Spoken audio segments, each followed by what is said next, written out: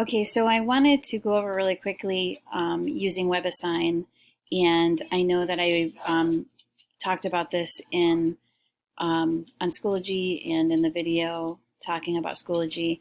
But to access WebAssign, you're going to log into Blackboard. Now my Blackboard probably looks a little bit different because I have the instructor view. You're going to click on the course under My Courses, Math 125, and then you are going to select Tools, and then you will find your access to WebAssign. This should bring you right into your class. So when you click into WebAssign, you should see a screen like this. It has my name here in the corner. And right now there's an assignment posted. You can see that this assignment is due somewhere towards the end of the semester. So every assignment that I create, and I'm trying to work on this as quick as I can, I'm going to have open now, and the close date will be the end of the semester, although you should absolutely not in any way wait until the last part of the semester to do this stuff. You should do it as soon as you can. So these are the current assignments. If you scroll down a little bit, if you had grades already posted in here, they should be right in this spot. This is grades. And then if you come down here, you can see the things about this class along with the e-text. If you feel like you need to look at that, that's great. I'm going to click on this homework assignment. I know I had told you that my math lab can be very particular about how you put in your answers, so it's really important that somebody give you a little bit of a heads up so you're not wasting a ton of time.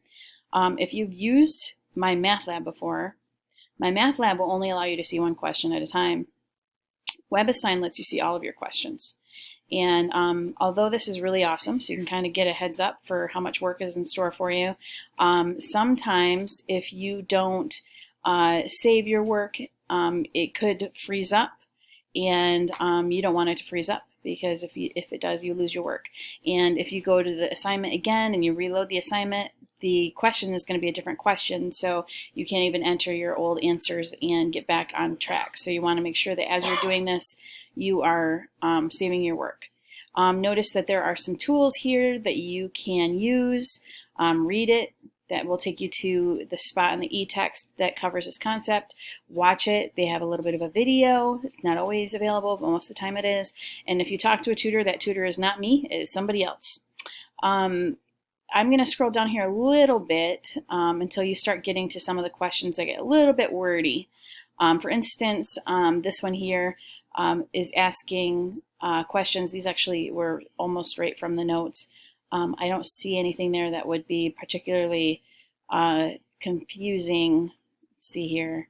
Until you get to the parts where you see things in parentheses, really important to round your answer the way that they tell you to.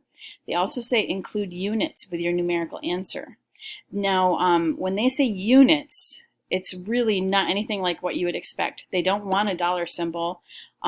Basically, I'm just guesstimating here what this is, and my guesstimation is going to be way, way off because I'm not really doing this for that part. But if I was looking at renting a 10-foot truck and they want to know how much it's going to cost, and they're telling me to include units in my answer, if the answer to this was something like $72.50, the way that they want you to include units is to type the word dollars with lower cases.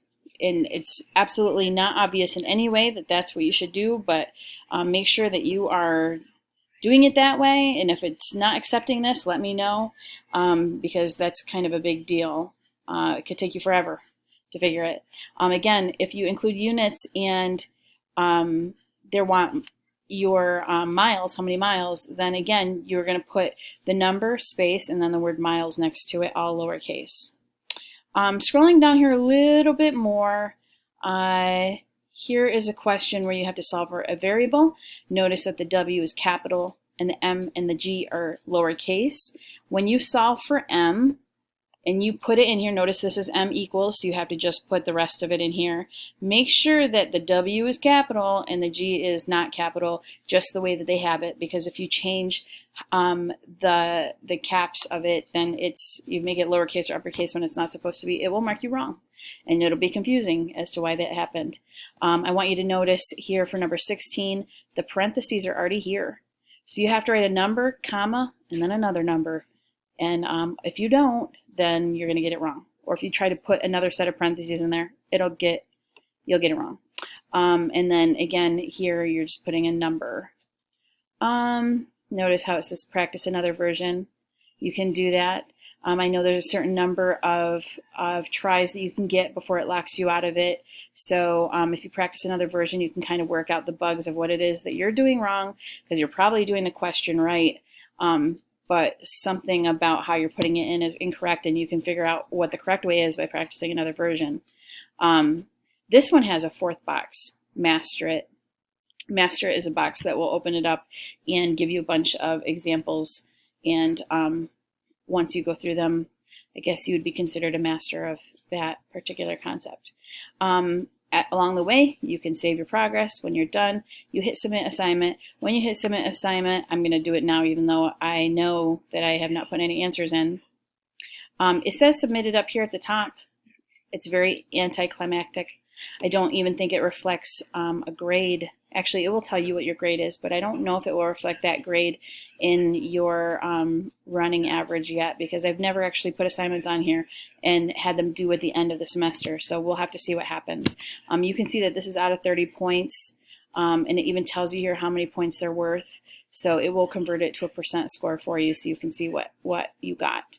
If you have any questions, you can always take screenshots, or you can take pictures with your phone, send them to me. But again, don't send it as soon as you have a hardship. Try to figure it out first. I'd rather be more of a clarifying person rather than the person that's going to keep saving you every time something gets a little bit difficult. Other than that, if I'm going to go back to the home screen where it says My Assignments, here we are. You can see this. Up here, grades, there's lots of different things on here. If you're going to communicate with me, don't communicate with me through WebAssign. Go back to Schoology and send me a message, or back to the text messages and send me a message that way. I don't really get these WebAssign messages, so I'd rather you didn't even try it. Other than that, I think that is all you need to know about WebAssign for now.